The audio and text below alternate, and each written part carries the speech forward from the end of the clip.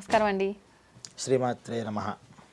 6వ రోజు నవరాత్రుల్లో 6వ రోజు అమ్మవారిని ఏ రూపంలో మనం ఆరాధించాలి, అమ్మవారి అనుగ్రహం ఏ రకంగా పొందాలి, పుష్పాలు పర్టికులర్గా ఈ రంగే, వస్త్రం ఈ రంగే అంటుంటారు, అవన్నీ నిజంగా చూసుకోవాలంటారా? ఏ రకమైన వస్త్రం అమ్మవారికి సమర్పించవచ్చు అంటారు? సంపత్కరాణి సకలేంద్రియ నందనాని సామ్రాజ్యదాన నిరతాని సరోరుహాక్షి త్వద్వందనాని దురితాహరణోద్యతాని మామేవ మాతరనిశం కలయంతు మాన్యే అని శంకరాచార్య స్వామి వారు కనకధారా స్తోత్రం చేశారు. ఒక అతి దీన పరిస్థితుల్లో ఉన్నటువంటి ఒక స్త్రీ అంత కష్టంలో కూడా బ్రహ్మచారిగా ఈయన వెళ్ళి భిక్ష వేయమంటే నాకే ఏం లేదని కోపపడలేదుట, విసుక్కోలేదు. అయ్యో పాపం నాకు లేకపోయినా పర్వాలేదు, చిన్న పిల్లాడే అంటే సామెత చెప్తారు, 5 రోజుల ఆకలి కన్నా 3 రోజుల ఆకలి చాలా ప్రమాదకరమైనది అని. అంటే అంతకు మునుపు 5 రోజుల నుంచి ఒకడు అన్నం లేకుండా ఉన్నాడు, ఒకడు 3 రోజుల నుంచి ఉన్నాడు. ఎవరికి ఫస్ట్ అన్నం పెట్టాలి అంటే 3 days వాడికి పెట్టాలట. 5 days అలవాటు అయిపోయింది నీకు, కానీ 3 days వాడికి అలవాటు అవ్వదు ఇంకా. అందుకని ఫస్ట్ వాళ్ళని చూడాలి. నేనంటే ఇంత వయసు వచ్చిన దాన్ని, నాకు అప్పటికే ఆమె చాలా రోజుల నుంచి ఆహారం లేక ఇబ్బంది పడుతోంది, ఒంటి మీద బట్టలు కూడా లేకుండా ఇబ్బంది పడుతోంది. కానీ చిన్న పిల్లాడు ఉండలేడే అని ఏదో ఒకటి పెట్టాలి, ఆకలి తీర్చాలి అని ఆ మాతృత్వంతో ఇంట్లో ఒక మూల ఎండిపోయిన ఇంత ఉసిరికాయ ఉంటే ఇచ్చిందిట. అది కూడా సిగ్గుపడుతూ బయటకు రాలేక తలుపు చాటు నుంచి ఇచ్చింది. అది చూసి కన్నీరు వచ్చిందిట స్వామివారికి, శంకరాచార్య స్వామివారికి. అమ్మా, నువ్వు ప్రపంచంలో అందరి మీద నీ కృపను వర్షిస్తావు కదా, మహారాజులకి ధన కనక వస్తువాహనాదులు ఇచ్చావు, నీ అనుగ్రహం లేనిదే ఎవ్వరూ కూడా జీవించలేరు, మరి ఎందుకు పాపం ఈ అభాగ్యురాలకి ఎంత కటిక దారిద్ర్యాన్ని ఇస్తున్నావు అంటే అప్పుడు ఆయనకి అర్థమైంది, ఏదో జన్మ పాపమే ఈ జన్మలో దరిద్రంగా వస్తుంది, ఆ పాపాన్ని నేను ఇప్పుడే పోగొడతాను నీ అనుగ్రహం చేత.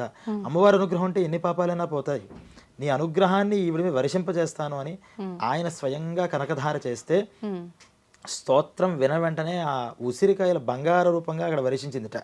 ఇప్పటికీ కాలడి అని కేరళలో ఉన్నటువంటి క్షేత్రం అది, ఇక్కడ ఆ ఇల్లు కూడా ఇప్పటికీ ఉంది. అప్పటి నుంచి అలా సంరక్షించుకుంటూ వచ్చారు. అయితే ఆ దేవత ఎవరైతే అనుగ్రహించారో ఆ దేవతా రూపం 6వ రోజు, ఆవిడే మహాలక్ష్మి. అందరి సిరి సంపదలు అక్కర్లేదు అని ప్రపంచంలో ఎవడైనా చెప్తాడా? చెప్పాడు అంటే మహాజ్ఞాని అయి ఉండాలి. మహాజ్ఞాని, ఆ జ్ఞాని ఏంటంటే సిరి సంపదలు అక్కర్లేదు, కానీ ఆయనకి కూడా లక్ష్మీ అనుగ్రహం కావాలి. లక్ష్మి అంటే శాంత స్వరూపం, సుఖస్వరూపం. సుఖం అక్కర్లేదని కోరుకునేవాడు ఎవడుంటాడు? అందరికీ కావాలి. అటువంటి ఆ మహాలక్ష్మిని ఈ నవరాత్రుల్లో లక్ష్మీ రూపంగా మన ఇంటికి ఆవిడ్ని పిలుస్తున్నారు. ఈ లక్ష్మీ రూపంలో ఇంటికి వచ్చి ఆరోగ్యంలో ఆరోగ్యలక్ష్మిగా, సంతానంలో సంతానలక్ష్మిగా, ఐశ్వర్యలక్ష్మిగా, అష్టలక్ష్ములుగా అమ్మవారు మన ఇంట్లో ఉండాలి అని ఆరాధన చేసేది. దాంట్లో అమ్మవారికి పింక్ కలర్ అనేటటువంటిది చాలా ప్రీతికరంగా ఉంటుంది. అంటే గులాబీ రంగు. ఈ గులాబీ రంగుని ఇష్టపడేది అని చెప్పారు తప్పితే మిగతా రంగులు పెట్టకూడదని కాదు. అంటే ఎన్ని పెట్టినా, ఇప్పుడు మీరంటే నాకు బాగా అభిమానం ఉంటే నా దగ్గర మీరు ఏదైనా ఇచ్చినా తాగుతారు, మంచినీళ్ళు ఇచ్చినా తాగుతారు, కానీ నేను ఏమడుగుతా, మీరేం తాగుతారు అని అడుగుతా. అంటే మీకు ఇష్టమైనటువంటిది ఇవ్వడం ఫస్ట్ ప్రయారిటీ, తర్వాత మనకి తోచిన దాంట్లో మనం ఇవ్వడం సెకండ్ ప్రయారిటీ. అలా దేవతా విషయంలో కూడా వారు ఇష్టపడేటటువంటి రంగులు ఏవైతే ఉంటాయో అవి పెట్టమని చెప్పారు. అలా ఈ గులాబీ రంగుని అమ్మవారికి పెట్టుకోవడం. అలాగే అమ్మవారికి గుడాన్న ప్రీతమానస అని ఉంది. అంటే గుడాన్నము అంటే బెల్లం పరవాన్నం, బెల్లంతో తయారు చేసిన అన్నం, అదే బెల్లం పరవాణం అంటున్నాం. ఆ బెల్లం పరవాన్నం లేదా చక్కెర పొంగలి అని కూడా అంటాం. బెల్లంతో చేసిన చక్కెర పొంగల్ ఉంటుంది, మన పంచదార కాకుండా బెల్లంతో వేసి చేయాలన్నమాట. అలాగే పాయసాన్నం కూడా అమ్మవారికి ప్రీతి. అంటే అది కూడా పరమాన్నమే, పాలతో చేస్తూ ఉంటాం. పాలు లేకుండా కేవలం బెల్లంతో చేసేది చక్కెర పొంగల్ అయితే, పాలు బెల్లంతో కలిపేది పరమాన్నం. ఈ 2 రూపాలుగాను అమ్మవారి ఇష్టపడుతూ ఉంటుంది అన్నారు. అందువల్ల ఈ మహాలక్ష్మి పూజ చేసేటప్పుడు ఇంట్లో మనకి ఏ రూపంగా అమ్మవారు మన ఇంట్లో ఉండాలి అనుకుంటున్నామో ఆయా పదార్థాలన్నీ అమ్మవారి దగ్గర పెట్టి పూజ చేసి అవన్నీ కూడా అమ్మవారి స్వరూపంగా మళ్ళీ మళ్ళీ మనం వినియోగించుకోవడం. ఒకళ్ళకి వస్త్రాలు కావాలి, వస్త్రాలన్నీ అమ్మవారి దగ్గర పెడతాం. అలాగే బంగారం కావాలి, ఏదో ఒక బంగారం ఒక రూపు అమ్మవారి దగ్గర పెట్టుకుని, కొంతమందికి అన్నం కావాలి, ధాన్యపు నిలువలు ఉండట్లేదు, లేదు లేదు లేదు అనాల్సి వస్తుంది, కొంచెం బిడిగడ బియ్యం అక్కడ అమ్మవారి దగ్గర పెట్టచ్చు. మన హైదరాబాద్ లాంటి నగరాల్లో నీరు కూడా అమ్మవారే, నీరు లేని ప్రదేశాలు చాలా ఉన్నాయి. చిన్న గ్లాసులో నీళ్లు పెట్టి అమ్మవారిని నీటి రూపంగా భావన చేయడం. అలా ఎవరెవరికి ఏ సంపదలు కావాలో అవన్నీ కూడా అమ్మవారి దగ్గర పెట్టి ఆరాధన చేయడం వల్ల లక్ష్మీ అష్టోత్తర నామాలు కానీ, కనకధార స్తోత్రం కానీ, ఇలా అష్టలక్ష్మీ స్తోత్రాలు ఉన్నాయి. ఇలా ఏది వాళ్ళకు వస్తే ఆ స్తోత్రాలతో అమ్మవారిని ఆరాధన చేయడం వల్ల 6వ రోజు మహాలక్ష్మి వాళ్ళ ఇంట్లో సాన్నిధ్యం వహిస్తుంది. అంటే ఇవన్నీ మనం చూస్తే ఒక్కొక్క రోజు ఒక్కొక్క రూపంగా రావడం ఏమిటి అంటే, ఒకే రూపంగా వస్తే మనం అన్నీ కూడా అర్థం చేసుకోలేం. ఏ రూపంలో ఏది వస్తే ఆ కష్టం ఉన్నవాడు అంత శ్రద్ధగా అమ్మవారిని కొలుస్తూ ఉంటాడు. ఒకటి ధనం ఉంటుంది బాగా, పాపం దాకా మనం చెప్పుకున్నాం, ఆహారం తింటే తినే యోగ్యత ఉండదు పాపం. వాళ్ళు అన్నపూర్ణ రూపంగా కొలుస్తారు, వాళ్ళ మనస్సు అన్నపూర్ణ మీద ఉంటుంది. ఒకడికి బాగా చదువు ఉంది, సరస్వతి మీద నువ్వు మనస్సు పెట్టరా అంటే పెట్టలేడు. లక్ష్మి లేని దాని మీద మనం పెడుతూ ఉంటాం. అలా అమ్మవారు లేనిది అనేది భక్తులకి ఉండకూడదని అన్నిటి మీద ఆవిడ ఒక్కొక్క రూపాన్ని పొందుతూ వస్తుందిట. అలా 6వ రోజు ఈ మహాలక్ష్మి రూపంగా అమ్మవారు వస్తుంది. ఆవిడకి ఈ రకమైన నివేదనలో, ఆవిడ ఎక్కడ పుట్టింది? తామరలో పుట్టింది. అందుకని ఆవిడని ఏమంటారంటే కమల అంటారు, పద్మావతి అంటారు. ఈ పద్మ కమల అనేటటువంటి పదాలన్నీ కూడా తామరని సూచిస్తూ ఉంటాయి. ఆవిడ కళ్ళు ఎలా ఉన్నాయి అంటే తామరల్లా ఉన్నాయట, నోరు కూడా తామరలా ఉంది, ఆవిడ ముఖమే తామరలా ఉంది. ఆవిడ ఉండేది ఎక్కడ అంటే తామరలో ఉంది. ఆవిడ ఇంకో తామర ఏమిటి అంటే విష్ణువు యొక్క హృదయ కమలం అంటూ ఉంటాం.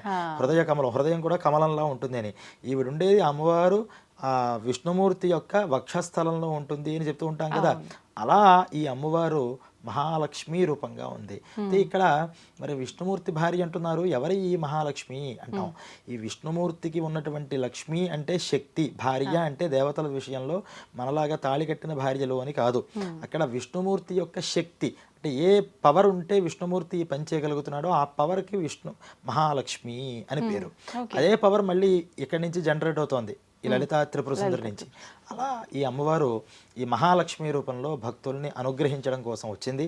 ఏ భక్తులైతే ఎవరి ఇంట్లో ఈ నవరాత్రి చేస్తూ అమ్మవారికి సంబంధించినటువంటి లక్ష్మీ అష్టోత్తరాదులతో అమ్మవారిని అర్చన చేస్తారో, అలా ఆవిడకి ఇష్టమైన తామర పూలతో పూజ చేస్తారో, అలాగే ఆవిడకి బిల్వ ఫలాలు కూడా ఇష్టం. మారేడు నుంచి వచ్చినటువంటి మారేడు పళ్ళు అంటారు, పళ్ళు నివేదన చేయడం కానీ, మారేడు పత్రితో లక్ష్మీదేవికి పూజ చేస్తే ఇంకా ఐశ్వర్యం కటాక్షం వస్తుంది అంటారు. అలా వాటితో కానీ చేయడం వల్ల ఖచ్చితంగా లక్ష్మీ కటాక్షం కుటుంబం అందరి మీద ఉంటుంది. ఒక్కటే లక్ష్మీ కటాక్షం ఉంది ఈ కుటుంబానికి అని ఎలా చెప్పగలుగుతామంటే, వారి ముఖాల మీద చిరునవ్వు ఉంటుంది, ఎప్పుడూ కూడా చక్కగా నవ్వుతూ ఉంటారు.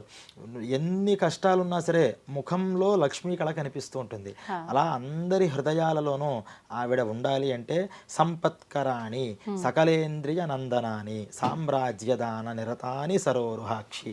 అమ్మవారిని ప్రార్థన చేస్తున్నారు, నీకు ఒక్క నమస్కారం పెడితే ఆ నమస్కారం యొక్క ప్రభావం ఎలా ఉంటుందంటే, ఒక్క నమస్కారం హృదయపూర్వకంగా పెడితే అనేక సంపత్తులన్నీ కూడా తీసుకొస్తుంది, రాజాధిరాజులను చేస్తుంది.